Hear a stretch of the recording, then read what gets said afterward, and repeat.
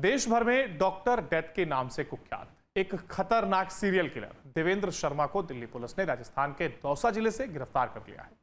यह गिरफ्तारी 1 साल की लंबी खोजबीन के बाद हुई है, जिसमें किलर को एक आश्रम से पकड़ा गया। वहां वो एक फर्जी नाम से पुजारी के वेश में रह रहा था।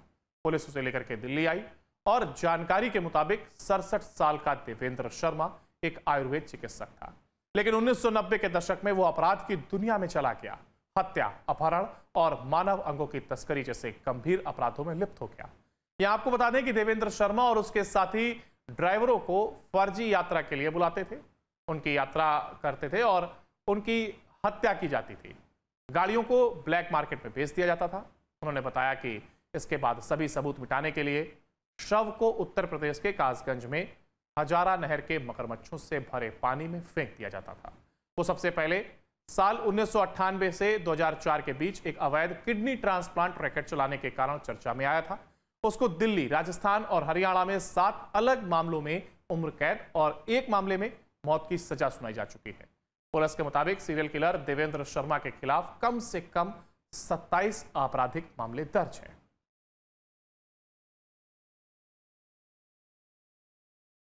और इसी पर ज्यादा जानकारी लिए हमारे साथ हमारे संवाददाता विशाल हमारे साथ लाइव जुड़ गए। विशाल, देखिए, जिस तरीके से अभी सीरियल किलर की एक बार फिर से गिरफ्तारी हुई है, ऐसे में बताया जा रहा है दिल्ली पुलिस के लिए कामयाबी, और आखिर कैसे पुलिस इसको एक बार फिर से गिरफ्तार करने में कामयाबी हासिल कर सकी है?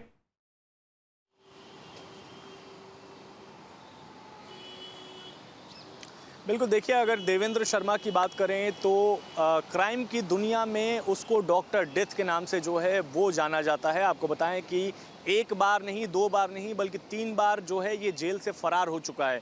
पहले ये जो है इसको गिरफ्तार 2004 में किया गया था, उसके बाद इसको 2020 में किया गया था, उसके बाद 2023 में किया गया था। तीनों बार पेरोल पर ये बाहर निकला और पेरोल पर बाहर निकलने के बाद करीब 7 महीने 8 महीने तक जेल वापस नहीं गया, जिसके बाद पुलिस ने दोबारा खोजबीन जो है वो शुरू की।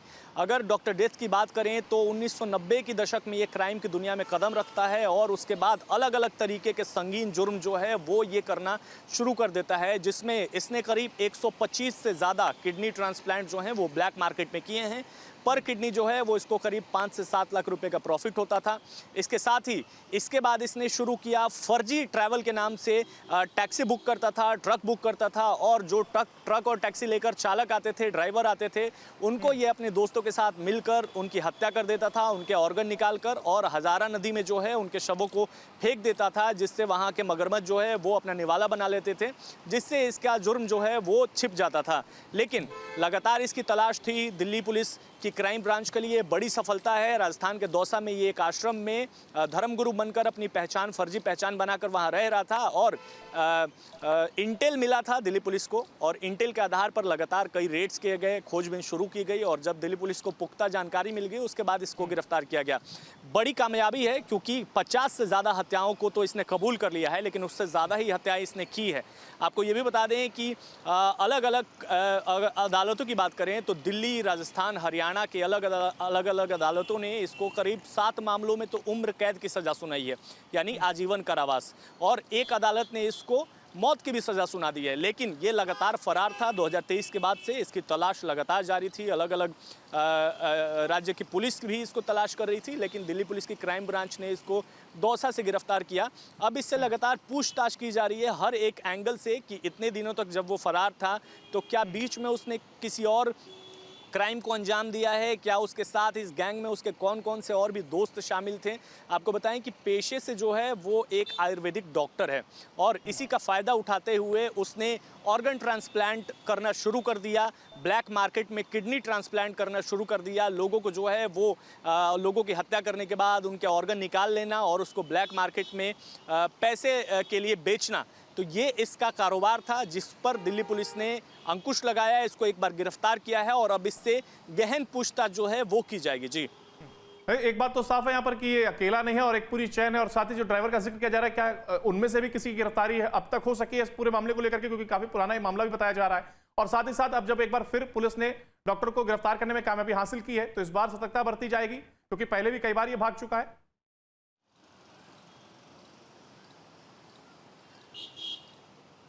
बिल्कुल, देखिए, और लिहाजा इसी वजह से अब इसको जो है वो पेरोल पर अब इसको बाहर नहीं निकाला जाएगा, सूत्रों से जो हमें जानकारी मिली है। और इसके साथ ही आपको बता दें 2002 से 2004 के बीच में ये तमाम टैक्सी चालकों की इसने हत्या की है। करीब 21 से ज़्यादा टैक्सी चालकों की इसने हत्या की बात कबूली है और इससे अभी भी पूछताछ की जा रही है। ये फर्जी ट्रैवल को लेकर टैक्सी बुक करता था, ट्रक बुक करता था और अपने गैंग के साथ मिलकर वो टैक्सी ड्राइवर की हत्या कर देता था, शवों को नहर में डाल देता था। लेकिन अब इससे इसी बात की पूछताछ की जा रही है कि आखिर इसके गैंग में इसके साथ और भी कौन कौन शामिल है, कौन कौन से इसके सदस्य हैं जो इसकी मदद करते थे, जो कि इस संगीन जुर्म में 50 से ज़्यादा हत्याओं का आरोपी है। ये डॉक्टर डेथ के नाम से जो है वो मशहूर था क्राइम की दुनिया में।